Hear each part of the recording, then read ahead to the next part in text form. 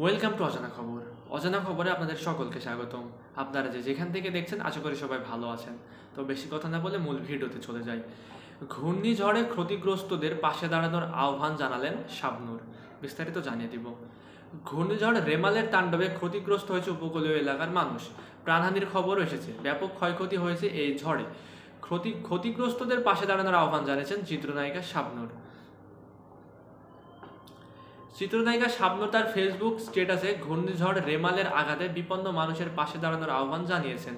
মঙ্গলবার 28 মে শাবনূর তার ফেসবুক স্ট্যাটাসে বলেন, আসন্ন ঘূর্ণিঝড় রেমালের আঘাতে বিপন্ন মানুষের পাশে দাঁড়াই এবং তাদের প্রতি সহানুভূতি প্রকাশ করি।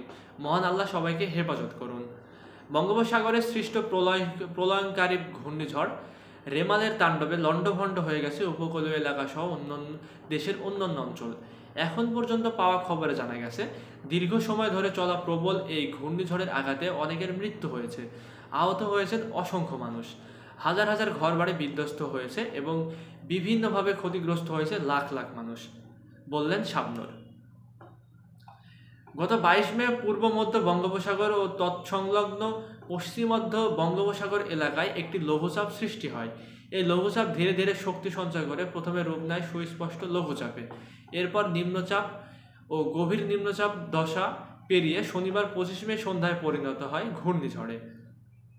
তো আজকের ভিডিওটি এই পর্যন্তই। পরবর্তী ভিডিও না আসা পর্যন্ত অজানা খবরের সঙ্গেই থাকুন।